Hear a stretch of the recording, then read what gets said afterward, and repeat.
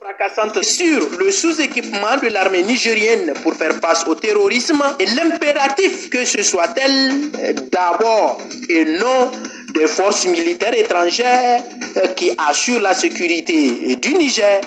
Le patron de l'ONU a aussi mis le pied dans le plat. Lors du dîner qui lui a été offert et auquel le chef de file de l'opposition, El Hadj Tahirou Seydou Di Park 20, a été convié, Antonio Guterres a demandé certainement à dessein au président Bazoum où se trouve Hama Amadou. Et sans attendre la réponse que pourrait donner Bazoum Mohamed à son hôte, le chef de file de l'opposition coupe net. Il est en prison. Il faut le libérer. A renchéri promptement Antonio Guterres à l'endroit du président Bazoum. La demande du secrétaire général des Nations Unies vient exacerber davantage les difficultés de plus en plus inextricables entre le président Bazoum et son encombrant prédécesseur. L'ancien président ne s'est pas encore décidé à aller au vestiaire pour laisser libre cours à son successeur de gouverner comme bon lui semble.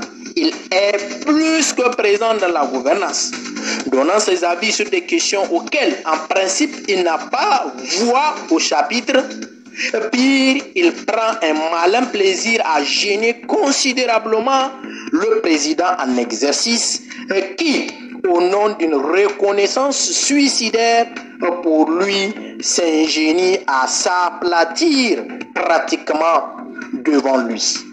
Écrit l'hebdomadaire Le Courrier. Selon le quotidien L'Enquêteur, qui titre à sa une Bazoum Issoufou, tension sur la ligne.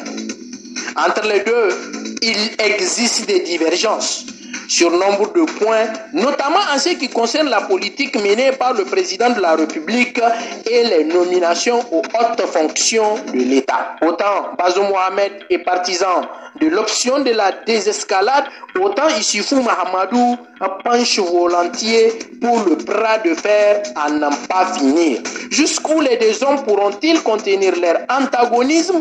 Le clash tant redouté aura-t-elle lieu entre Bazoum Mohamed et Issoufou Mahamadou?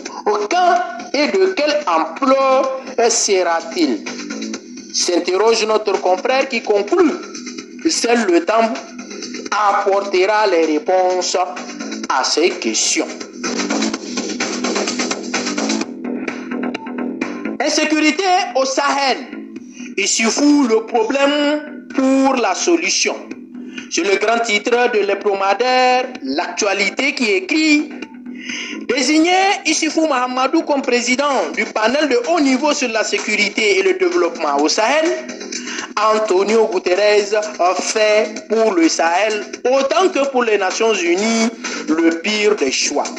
Et sur un tel autre choix, met à nu le sentimentalisme des Occidentaux sur les choix des hommes qui n'obéissent à aucun critère de compétence si ce n'est leur accointance et leur relation incestueuse. L'on ne peut que douter encore davantage de l'engagement tardif de Guterres au Sahel. Au Niger, en vérité, Issoufou n'est pas le Messie qu'on veut faire croire. Indique le journal L'Actualité qui poursuit. Avec l'homme de Guterres, le Sahel est encore parti pour se perdre. Mais on peut encore compter sur les peuples et les sociétés civiles pour enfin relever la tête. Pour notre dignité et pour l'histoire. Conclut notre confrère du journal L'Actualité. En grand titre du quotidien L'Enquêteur, à sa parution du jeudi 12 mai 2022, gouvernement, l'avenir en pointillé des ministres Kassoum Mokhtar et Tidjani Abdelkaderi.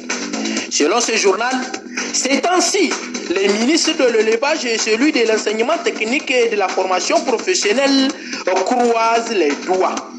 L'avenir de Tidjani Abdelkaderi et de Kassoum Mokhtar au sein du gouvernement est en pointillé. Le président de la République n'a certainement pas le gouvernement dont il rêve. avec des ministres dont la compétence, la discrétion et la rectitude restent à prouver, Bazoum Mohamed se doit de revoir son casting. Au vu de la situation dans laquelle il se trouve, Tidjani Abdelkadri et Kassou Mokhtar ne dorment pas du sommeil du juste. Ils doivent s'inquiéter pour leur fauteuil ministériel. Écrit le journal L'Enquêteur.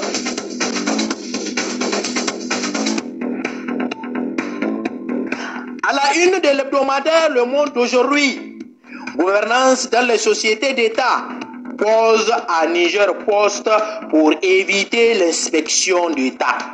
Ce journal nous apprend la sortie de plusieurs notes de service en élèves d'État désignant des intérimaires pour des responsables du Niger Post donne l'impression que cette société d'État est en mode poche.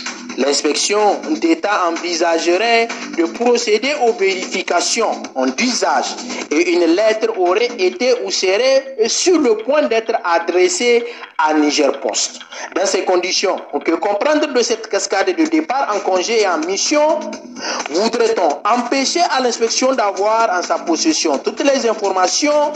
Autant de questions que s'est posé notre confrère qui poursuit à l'absence du directeur général, du directeur financier et comptable et du directeur des services financiers qui apportera aux inspecteurs les documents et précisions nécessaires, à moins que ces absences ne soient que des subterfuges s'arroger le droit d'apporter la contradiction dans les résultats de l'inspection faite à l'absence des patrons de la boîte.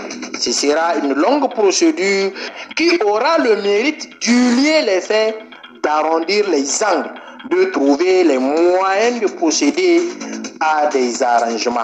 Conclut le journal Le Monde aujourd'hui. Et c'est tout pour le numéro de cette semaine. Merci de l'avoir suivi. Rendez-vous la semaine prochaine.